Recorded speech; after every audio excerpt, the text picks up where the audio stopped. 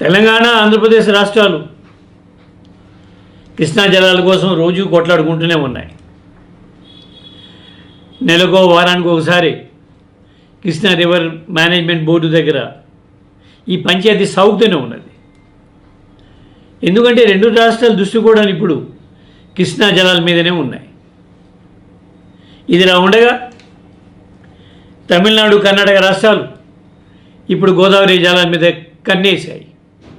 చాలా పెద్ద స్థాయి కుట్రలు ఢిల్లీ స్థాయిలో జరిగిపోతూ ఉన్నాయి.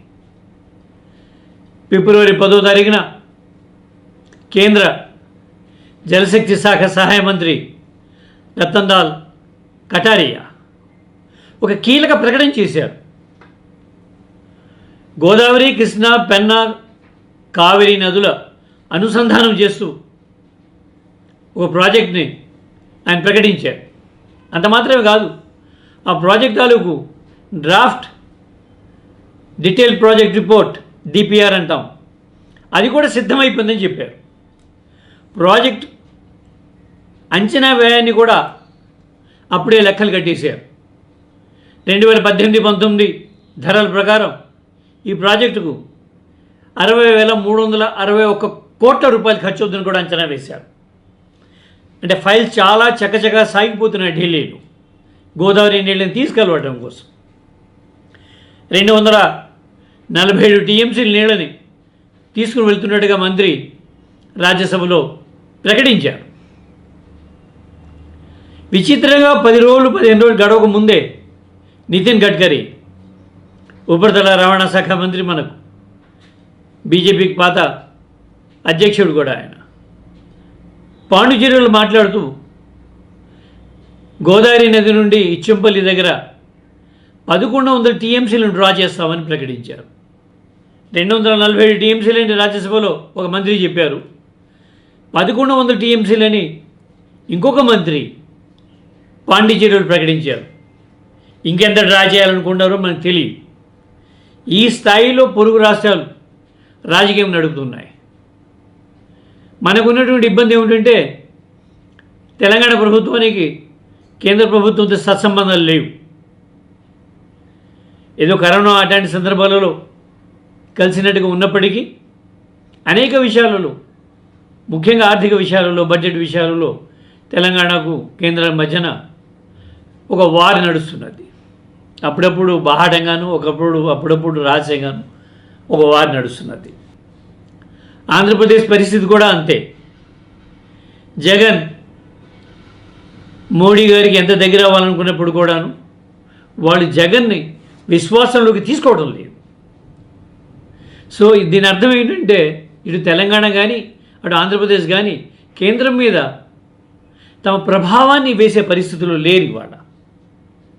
మరోవైపు కర్ణాటక పరపతి, తమిళనాడు పరపతి కేంద్రం దగ్గర రోజు రోజుకు పెరిగిపోతున్నది.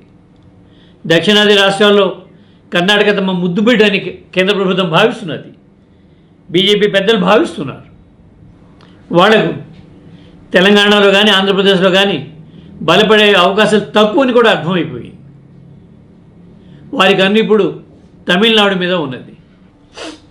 అంచేత తమిళనాడు ప్రభుత్వం కానీ కర్ణాటక ప్రభుత్వం కానీ ఏది అడిగితే అది ఇవ్వడానికి కేంద్ర ప్రభుత్వం సిద్ధంగా ఉన్నది. ఇప్పుడైనా తెలంగాణ, ఆంధ్రప్రదేశ్ రాష్ట్రాలు కళ్ళు తెరవాలి. లేకపోతే గోదావరిలో మిగిలి ఉన్నాయని మనం అనుకుంటున్న నీళ్లు కాస్త తమిళనాడుకు, కర్ణాటక వెళ్ళిపోతే ఆ తర్వాత చేయగలిగింది ఏమీ లేదు.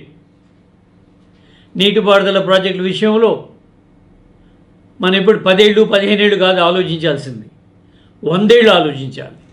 100 ఏళ్ల తర్వాత ఈ రెండు తెలుగు రాష్ట్రాల్లో నీటి అవసరం ఏమిటి, నీటి డిమాండ్ ఏమిటి, ఎంత నీరు కావాల్సి ఉంటుందని ఇవాళ లెక్కలు కట్టి ప్రయత్నాలు మొదలుపెట్టాలి. మన ముందు కొన్ని గుడిబాటాలు ఉన్నాయి, అద్భుతమైన చరిత్ర ఉంది.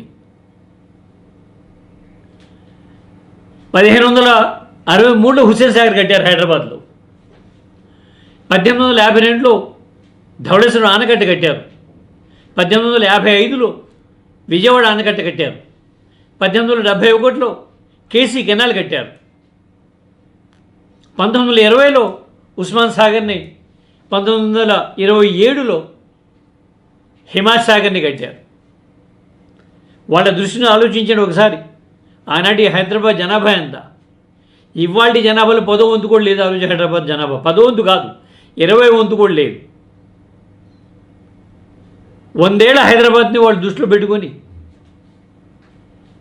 ఆ ప్రాజెక్టులు కట్టారు. 20 ఏళ్ల క్రితం వరకు ఆ నీళ్ళే మన హైదరాబాద్ వాళ్ళందరూ తాగేవారు. తర్వాత కృష్ణా నీళ్ళు వచ్చినాయి, ఇది కూడా గోదావరి నీళ్ళు వస్తున్నాయి. కానీ 20 ఏళ్ల క్రితం వరకు అయితే ఆ చెరువుల నీళ్ళే హైదరాబాద్ నగరం తాగి పెరిగింది. అలాంటి ఒక దృష్టి మనకందరికీ కావాలి. ఇవాళ 2 తెలుగు రాష్ట్రాలు ఈ కృష్ణా పంచాయతీ మానేసి గోదావరి నీళ్ళని కాపాడుకునే ప్రయత్నం ఇవాళైనా మొదలు పెట్టాలి. పైగా తమిళనాడు వాళ్ళు చాలా స్పష్టంగానే ఆ మాట చెప్తున్నారు. మాకు గోదావరి నీళ్ళలో 200 టీఎంసీలు కావాలని చాలా స్పష్టంగా చెప్తున్నారు వాళ్ళు. కర్ణాటక కూడా ఆ పద్ధతిలోనే డిపిఐలు తయారు చేస్తూ ఉన్నది. నిజానికి కర్ణాటక తమిళనాడు రాష్ట్రాల మధ్యన కావేరీ నది నీళ్ళ విషయంలో అనాదిగా ఒక పంచాయతీ నడుస్తూనే ఉన్నది. అనేక ఆందోళనలు, వీళ్ళ బస్సులు వాళ్ళు తగలబెట్టడాలు, వాళ్ళ బస్సులు వీళ్ళ తగలబెట్టడాలు, ఇలా ఇట్లాంటి చాలా జరిగినాయి. ఇవాళ వాళ్ళు తెలివి మీరి ఏకమైపోయి జంటగా గోదావరి నీళ్ళని హైజాక్ చేసేందుకు కుట్రలు చేస్తున్నారు.